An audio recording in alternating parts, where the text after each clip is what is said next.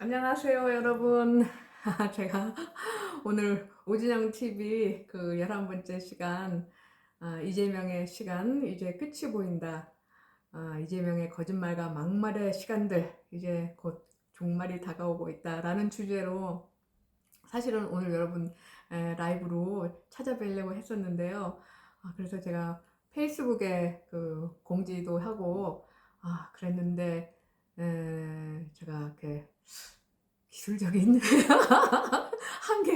한계에 부딪혀서 아까 제가 4시에 이렇게 스트리밍을 실시간 스트리밍을 시작을 했는데 화면이 무슨 이유인지 모르지만 화면이 뜨지를 않더라고요. 제 웹캠이 있는 노트북 앞에서 이제 딱 시작을 하려고 했는데 그래서 그때 한 8명 분까지 들어와 주셨는데 그냥 이 시작할 거라는 이제 화면만 보다가 제가 가셨습니다. 이제 죄송합니다. 제가 내일 이제 전문가를 초청해서 이제 그 쪽집게 과외를 들어서 이 문제를 해결하기로 했습니다. 그래서 조만간 그 여러분께 라이브 방송으로 만나 뵐 수 있게 될 것 같고요. 제가 처음에 구독자 3,000명이 되는 날 하겠다고 했는데 지금 제 구독자 숫자가 처음에 제가 한 3주 전에 지금 방송을 시작했는데 처음에는 하루에 100명씩 이게 늘어나더라고요. 그래서 제 생각에 이렇게 100명씩 늘어나면은 올해 한 12월 한 이맘때쯤 되면은 그 크리스마스 좀 즈음 해가지고 3,000명 돼서 또 라이브도 할 수 있고 이렇게 생각을 했는데 이게 딱 2,500명 선에서 딱 멈추더라고요. 멈추고 이제 그다음부터는 하루에 한 10명 늘어나는 날도 있고 뭐 한 두세 명 늘어나는 날도 있고 이래서 그러면은 굳이 3,000명에 라는 숫자에 구애받지 말고 그리고 또 이게 기왕이면 제가 유튜브를 시작했으면은 또 수익이 조금이라도 생기면은 제가 또 강한 동기부여가 될 것 같아서 수익 창출 신청도 해보려고 하는데 수익 창출을 신청을 하려면은 총 시청 시간이 4,000시간이 넘어야 된다고 해요. 그래서 그렇게 되려면은 지금처럼 한 15분 정도 찍어서 올리는 거는 좀 너무 시간이 오래 걸릴 것 같고 그렇게 되면은 이제 한 30분 내지 1시간 정도 이렇게 라이브로 말씀드리는 방송을 올려놓고 그렇게 되면은 또 이제 4,000시간 시간 달성하는 그 시간도 좀 더 앞당길 수 있을 것 같고 이제 그렇습니다. 그래서 그러면 오늘 이제 이재명과 막말과 거짓말에 대해서 아 정말 여러분 너무 지겨우시죠? 이 이재명이라는 이 캐릭터, 이 사람, 이 중심이 된 한국 정치. 정말 이걸 언제까지 견뎌야 되나 하고 생각하면은 정말 너무 절망스럽지 않은가요? 어떤 때는. 어떻게 이런 말도 안 되는 캐릭터가, 이런 사람은 정치 지도자가 아니고 정치에 아예 그 발을 붙여서는 안 되는 사람인데, 이런 사람이 심지어는 거의 대통령이 될 뻔했죠. 대한민국에. 정말 상상만 해도 너무 소름 끼치지 않습니까? 너무 끔찍한 일이죠. 이재명이 대통령이 된 세상 지금쯤 어떻게 됐을까요? 저는 막 정말 생각만 해도 너무 끔찍합니다. 그런데 이제 그건 막았어요. 지난 3월달 대통령 선거에서 그러면서 막아서 이제 그렇지. 그러면 그렇지. 설마 저런 사람이 대통령이 되는 세상에 오겠어. 이걸 그렇다면 정말 이제 나라가 어떻게 되는 거는 뭐 정말 상상하기도 힘든 일인데 다행히 이 나라에 국군이라는 게 있는가 그런 게 다하지 않은가 아직 하늘이 이 나라를 대한민국을 버리지 않았나 보다. 그래서 이제 좀 살 길이 열리나 보다 했는데 그랬더니 웬걸요. 이게 한번 생겨나고 자라서 이 어떤 그 독자적인 자생의 힘을 갖게 된 이런 정치 세력이라는 거는 이 대통령 선거 한 번으로 몰아내지는 게 아니었죠. 이재명 이 사람 국회의원 선거 나와서 당선이 되더니 그 다음에는 이 민주당 지지자들의 압도적인 지지와 그 다음에 또 개딸들의 그 열광적인 팬덤과 응원 속에 당대표가 됐습니다. 그래서 당대표가 돼서 지금 5월에 정권이 바뀌어서 새 정권이 들어섰는데 지금 도대체 이 연말까지 7개월 동안 7달 동안 이 나라를 다스리는 게 윤석열 정권인지 아니면 이재명 민주당인지 알 수가 없는 이런 상황이 계속되고 있어서 속이 터지는 거죠. 이 사람들은 이 국회를 장악한 이 다수 야당, 이 거대 민주당은 이 윤석열 정부가 내는 민생 법안도 통과시켜주지 않죠. 내년에 윤석열 정부가 일하려고 내놓은 예산안도 통과 안 시켜주죠. 지난 12월 3일에 국회가 이제 예산안을 2022년도 예산안을 처리했습니다. 607조 7천억 원 규모의 예산안인데 이게 지금 아직도 최종 합의안이 아니에요. 이거는 민주당이 독자적으로 마련한 예산은 수정안이 통과된 것이죠. 거기에 대한 그 안에는 소위 이재명 예산이라고 불리는 30조 원 규모의 지역 화폐 발행 후원금, 지원금, 그리고 이제 하한액이 늘어난 소상공인 손실보상 예산 같은 게 들어있고요. 그래서 어저께 15일을 또 예산 마지막 처리 시한으로 잡아놓고 다시 한번 또 그 합의를 내려고 했는데 또 못했다는 거 아닙니까? 지금 마지막으로 또 걸림돌이 되고 있는 게 이제 지금 법인세의 최고세율이 현재 25%인데 이거를 정부에서 22%까지 낮추자고 안을 내놓은 겁니다. 그 내놓은 이유는 지금 이 반도체 기업 유치 경쟁국이 한국의 경쟁국이 대만과 싱가포르인데 대만의 경우는 20%, 싱가포르는 17%. 그래서 거기에 비해서 우리나라의 법인세율 25%는 너무 높다. 이렇게 높은 법인세율로는 대만과 싱가포르가 경쟁이 되지 않는다. 이제 낮춰야 돼서 22%로 낮추자고 했더니 이거를 지금 통과를 안 시켜주고 있는 겁니다. 민주당에서. 그래서 지금 국회의장이 중재안을 내놨어요. 중재안을 내놔서 24%로 내리자 했는데 야 1%는 내리는 게 뭐냐, 1%는 한 의미가 없다 해가지고선 다시 반대해서 지금 또 합의가 안 된 것이 이제 오늘까지의 상황입니다. 이렇게 거대 여당이 사사건 큰 예산 민생 법안도 막고 예산안도 막고 이재명포 예산만 일찍 통과시켜 놓고 그러니 이게 지금 이게 도대체 이 나라 대통령이 윤석열이냐 이재명이냐. 너무 어이가 없는 거는 이 대통령보다 더한 권한을 누리고 있는 이 이재명을 중심으로 지금 드러나는 대장비리, 대장동 비리 하고 변호사비 대납 연루된 이 쌍방울 기업의 조폭 출신 경영인들, 이 사람들에 대한 수사 결과가 하루하루 드러나는 걸 보면은 아니 이거는 뭐 영화 아수라보다 더한 막장 아닙니까? 이거는 도대체 영화 속에서 상상력을 발휘해서 픽션으로 만들어서 그 사람들의 재미와 흥미를 끌기 위해서 온갖 극적인 요소들을 다 넣어서 만들어놓은 픽션이 그런 픽션 속의 막장이 현실에서 어떻게 얼마나 더 생생하게 구현되고 있는가를 우리는 지금 날마다 보고 있는 것 같아요. 그래서 이게 정말 어제보다 더한 게 오늘 나오고 오늘보다 더한 것이 내일 나오는 이게 지금 벌써 몇 달째 계속되고 있는 것이죠. 지난번에 바로 며칠 전에 이 대장동 비리의 핵심 인물 김만배 씨의 극단적인 선택만 해도 그렇죠. 이게 뭐라고 했죠? 생명에는 지장이 없을 정도의 자해. 이런 거를 말이죠. 만일 영화 감독 지망생이 영화 시나리오로 이런 거를 써왔다고 생각해 봅시다. 제가 그 클래스를 가르치는 선생이라고 한다면요. 저는 이런 얘기를 써온 학생한테 뭐야 너무 뻔하잖아, 너무 진부하잖아 이거는, 아니 핵심 증인이 뭐 또 극단적 선택이야, 좀 다른 걸로 해봐, 다시 써와봐 하면서 저는 이제 다시 써오라고 돌려보낼 것 같아요.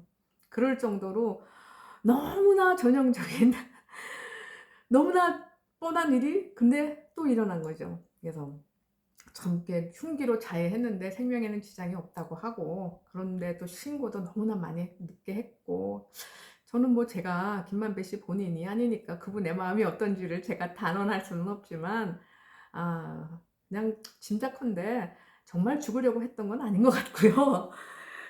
정말 죽기보다는 저는 이런 생각이 들었어요. 이게 지금 대장동 비리 수사에 관련돼서 벌써 인물이 4명이나 숨지지 않았습니까? 그중 그 변호사비 대납 의혹을 제일 처음에 제기했던 그분은 이제 지병으로 돌아가신 것 같고, 근데 나머지 3명, 그 성남도시개발공사의 유한기 전 본부장, 그리고 김문기 개발 1처장, 그 2분은 극단적인 선택을 했죠. 그리고 또 이재명 대표의 아내 김혜경 씨의 법인카드 불법 유용 관련해서 수사를 받던 40대 남성. 이분도 극단적 선택을 했죠. 근데 이러니까 이 한국 정치의 중심 중의 중심, 그야말로 핵심 중의 핵심이라고 할 수 있는 야당 대표, 지금 대통령보다 더 힘센 권한을 누리고 있는 이 야당 대표의 이 야당 대표이고, 그리고 아직도 대한민국 국민 중에 최소 30% 이상이 차기 지도자로 이재명이 될 거라고 믿고 있다는 거 아닙니까? 그런 게 여론조사에 나오지 않습니까? 근데 이런 사람 주위에 어떻게 이런 일이 생기는지, 이 사람들이 지금 평균 6달 동안에 4명이 이렇게 숨지는, 이런 영화보다 드라마보다 더한 막장이 일어날 수 있다는 거죠.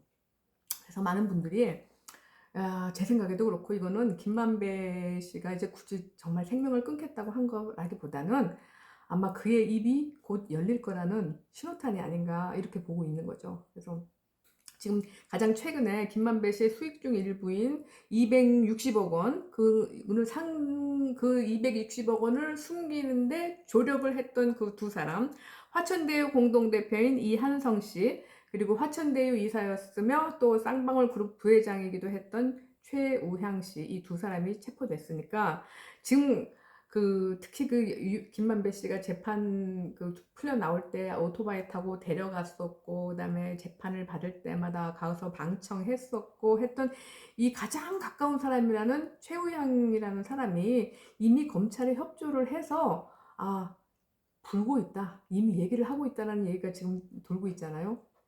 그러니까 지금 나무, 유동규 이 사람들은 이미 김만배 씨의 사업 수익 중에서 480억 원 상당을 정진상과 김용, 이재명의 측근이 정진상과 김용에게 주기로 했다고 증언을 했습니다. 법정에서 증언을 했죠. 근데 이거를 김만배만은 아직은 여기에 대해서 부인하고 있는데, 이제 곧 더 이상은 김만배도 부인할 수 없는 어떤 결정적인 증거가 이 요번에 체포 구속된 두 사람들에게 있는 것이 아니냐, 이렇게 보이고 있어서 이제는 김만배 씨도 더 이상은 버틸 수가 없다 하면서 이재명에게 보내는 사인이 아닌가. 시장님, 나 정말 할 때까지 했어. 나 목숨을 내려놓을 생각도 했어. 그런데 미안해, 나는 여기까지야 라는 메시지가 되겠는가, 이렇게 보고 있는 겁니다. 참 상황이 이렇게 돌아가고 있는데도요, 이 이재명 씨는요, 참 이 대한민국 정치사에서 정말 보기 있기 힘든 캐릭터의 면모를 또 유감없이 보여주는 중이죠. 어제 뉴스에 보니까 이재명 대표가 이런 말을 했어요. 기득권의 저항이 맹렬하고 또 집요하다. 그래서 자신들의 배만 불리는 착취 구조를 만들어 놓고 이를 조금이라도 바꾸라 하면 국민의 이름을 앞세워 끈질기게 공격한다, 뭐 이런 말을 했다는데요. 참 기득권의 저항이 맹렬하고 집요한 게 아니라 이 이재명 씨의 뭐 최후의 발악이라고 할까? 이것이 정말 집요합니다. 그래서 그리고 이 사람이 했다는 이런 얘기, 뭐 자신들의 배만 불리는 착취구조, 이런 언술도 정말 너무 구리고 진부하지 않습니까? 이게 참 우리가 20살 시절이던 70년대, 80년대에 아직 어리고 감성이 굉장히 말랑말랑하던 시절에, 그런 시절에 대학생들 사이에서나 통하던 좀 이렇게 구태의연한 고색 창연한 계급투쟁 세계관을 아직도 얘기하고 있다니. 그러니까 지배 계급은 피지배 계급을 착취해서 자신들의 배를 불리려고 한다. 그러니까 피지배 계급은 선하고 정의로우니, 그리고 힘없는 약자고, 지배 계급은 이들을 짓밟고 수탈하는 악랄한 강자다, 이런 이분법으로 세상을 보는 겁니다. 근데 사람들은요, 또 그리고 특히 아직 어릴 때는 정의의 편에 서고 싶죠. 그래서 나도 이 정의로운 싸움에 참여해서 나도 여기에 기여할 거야, 나의 힘을 보탤 거야 하고 싶은, 그렇게 해서 스스로를 좀 고양시키면서 자부심을 끌어올리고 싶어하는 그런 어린 심리가 있습니다. 젊었을 땐 그런 마음이 누구나 있죠. 그런데 여러분, 세상은 그런 게 아니지 않습니까? 우리가 이 나이까지 살아보면은 이 악랄하고 힘센 강자들이 이 강자들을, 지배자들을 무너뜨리면 그때부터는 약하고 선한 약자들이 주인이 돼서 진정한 해방과 자유를 누리는 그런 세상이 옵니까? 세상은 그런 게 아니죠. 그렇게 세상은 그렇게 쉽고 단순하게 되는 것이 아닙니다. 우리가 좋아하는 SF 히어로 영화에 보면은 그런 설정이 많죠. 악에는 축이 있어요. 악에는 핵심이 있고 중심 고리 내간이 있는 겁니다. 그래서 그 내간 고리를 탁 제거하거나 터뜨리거나 하면은 이제 그래 모든 세상의 악의 무리들이 팍 흰눈처럼 펄펄 날려서 펄펄 날아가고 증발하고 그럴 때 저기 이제 지평선에서 태양이 떠오르면서 서광이 서서히 세상을 비추면서 이제 마침내 세상이 시작되는데, 그러나 현실은 그런 게 아니죠. 이 그 문제라는 것은요, 현실에서 만일 악이 있다면 악이 왜 없겠습니까? 근데 악은 세상에 도처에 있는 거죠. 도처에 있고 이 풀어야 할 해결해야 될 문제들은 이 세상을 촘촘히 구성하고 있는 모든 고리고리마다 있어서 하나하나씩 각계격파로 해결해 나가는 것이 세상입니다. 그래서 또 하나를 해결하면 또 하나가 터지고 또 한 실마리를 풀면 또 그걸 풀었다고 생각됐는데 또 다음 실마리가 꼬여 있고, 세상은 그렇게 해서 굉장히 느리게 힘들게 천천히, 그러나 사람들의 노력으로, 그래서 이게 앞으로 조금씩 나아갈 수는 있는 그런 것입니다. 이렇게 이재명 식으로 얘기하는 이렇게 단순하고 유치한 이분법으로 세상을 갈라쳐서 나쁜 놈들을 물러쳐라 그러면 우리가 이길 것이다, 이렇게 되는 게 아니죠. 근데 이 세계관을 좋아하는 사람들이 이재명을 지지하고 민주당을 지지하는 사람들이에요. 그러니까 이재명은 이런 사람들의 지지를 얻어야 되니까 마치 자기가 이런 악랄하고 강한 지배계급에 맞서서 싸웠던 것처럼 자꾸 얘기를 해요. 그런 얘기를 합니다. 그러니까 그리고 자꾸 얘기하다 보니까 이 사람은 자기가 정말로 그랬다고 믿고 있어요. 그래서 이 이재명 씨의 가장 큰 특징이 일종의 허언증입니다. 그러니까 리플리 증후군이라고 흔히들 얘기하죠. 그러니까 하도 거짓말을 하다 보니까 자기가 뭐가 거짓말이고 뭐가 진실인지 구분이 안 되고 그냥 자기가 언제부턴가 믿게 된 진실이라는 그 허구의 세상 속에 살고 있는 사람이에요. 그래서 이분은 또 그 이재명 이 양반이 며칠 전에는 뭐 시민 당원들과의 만남 이런 자리에서 이런 얘기를 했다는 거예요. 자기가 시민사회 운동을 하면서 기득권자들과 워낙 세게 싸웠다. 그래서 구속 수배된 일이 있어서 전과자가 됐다.